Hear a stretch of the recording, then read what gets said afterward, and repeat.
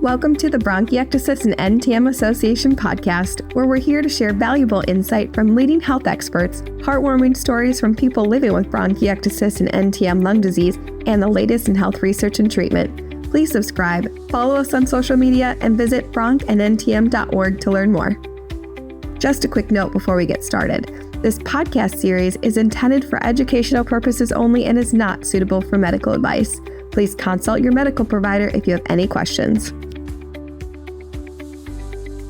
Welcome back to the Bronchiectasis and NTM Association podcast. Today we have with us Dr. MacRae from LSU Health and the University Medical Center in New Orleans.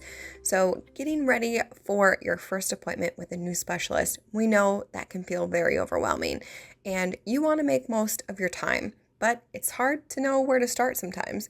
So Dr. MacRae is here to join us to break down 5 questions that you could ask to help you feel informed, empowered, and confident in your care.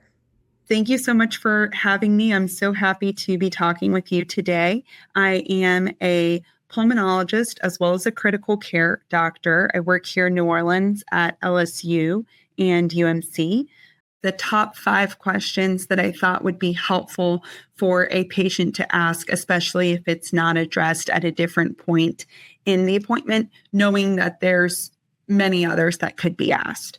So question number 1 is, do you know what the cause of my bronchiectasis is? And if not, are there any tests that we could do to try to help figure out what the cause is? Number 2, this one's really important, is how should I be doing my airway clearance therapy? And how often should I be doing my airway clearance therapy? Could you just explain to us for 1 second just why airway clearance is so important with this treatment? Absolutely. So part of bronchiectasis is that your airways, they make too much mucus. There's a lot of inflammation in there. Mucus can get stuck down in the airways. And so one of the fundamental treatments of bronchiectasis is airway clearance therapy to help try to clear that mucus out. There's lots of different types. And so that's part of why I think you need to ask your provider that you're seeing at that visit what kind of type of airway clearance therapy. That can be things like flutter valves, vests, certain types of nebulizer solutions, often saline, postural drainage, huff cough. There's so many different kinds. And so asking what kind they think is the best way for you to start or maybe to change if you've already been doing it. Great.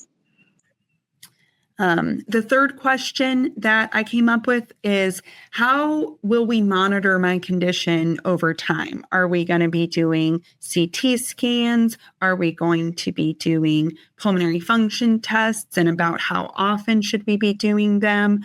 How often do I need to submit my sputum samples? How are we going to be monitoring this? The fourth question that I came up with, I often try to address this myself with questions with patients, but if it's not addressed, I think this would be really good to ask. When do I need antibiotics and who should be prescribing them? So do I need antibiotics all the time? Do I need antibiotics just for flare-ups? And I think that question of who should be prescribing them is very important because there's some antibiotics that we try to avoid in some patients with bronchiectasis or maybe a history of NTM. And so if 5 different providers are prescribing them, you're going to an urgent care or you're calling your PCP and you're seeing your pulmonologist and you're seeing an ID doctor and you're seeing your sister-in-law who's a doctor and all these different people are prescribing all different antibiotics. That can be a problem. So just trying to establish, should I contact you when I think I might need antibiotics, or should I just contact my primary care doctor, or how should we address that? Love that. And then the last one that I came up with is, are there any lifestyle steps that I could take to help myself and my bronchiectasis?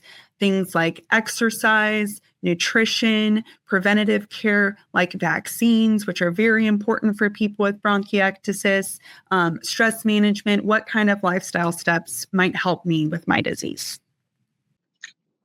Well, thank you so much again for joining us and giving us the list of 5 questions. We hope that helps you guys just to be able to have a place to start. And again, write down all of your questions that you have for your provider, and hopefully this will help you. Thank you for tuning in to the Bronchiectasis and NTM Association podcast. We hope that you found today's episode helpful and inspiring. You can stay connected by joining our online community, following our social media, and visiting our website for more resources. And of course, subscribe to this podcast and join us next time for more insights, stories, and tips to help you live well with bronchiectasis and NTM lung disease. Until then, thanks for listening and be well.